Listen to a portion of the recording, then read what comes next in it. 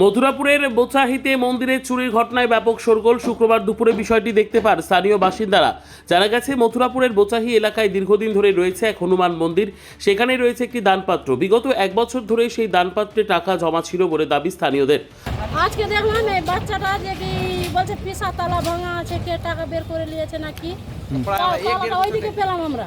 আচ্ছা, তারপরে খুলে কি দেখলেন?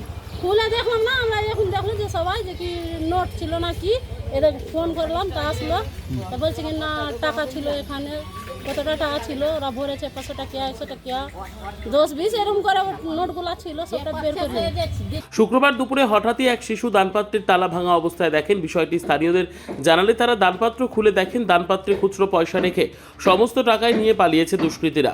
স্থানীয়দের অনুমান, এলাকার যে সমস্ত মাদক সেবনকারীরা রয়েছে তারাই এই সমস্ত ঘৃণ্য কাজ করেছেন। বিষয়টি পুলিশকে জানানো হয়েছে। দুষ্কৃতীদের অতি শীঘ্রই গ্রেপ্তারের দাবি এবং এলাকায় টহলদারির দাবি জানিয়েছেন স্থানীয়রা। মন্দিরে টাকা চুরি হয়েছে, তালা ভেঙে টাকা সব নিয়ে চলে গেছে। যা যতটা টাকা ছিল সবগুলো নিয়ে চলে গেছে, শুধু খুচরো টাকাটা ছেড়েছে। আচ্ছা, এটা কোথায় হয়েছে?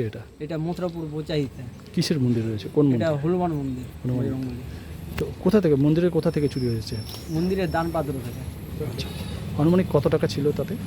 প্রায় 7-8 হাজারের মতো। আচ্ছা, এইরকম তালা টালা ছিল না? তালা লাগানো ছিল, তালা ভেঙে নিয়ে পালিয়েছে। তালা ভেঙে দিয়েছে। ব্যুরো রিপোর্ট, আরোহী নিউজ বাংলা।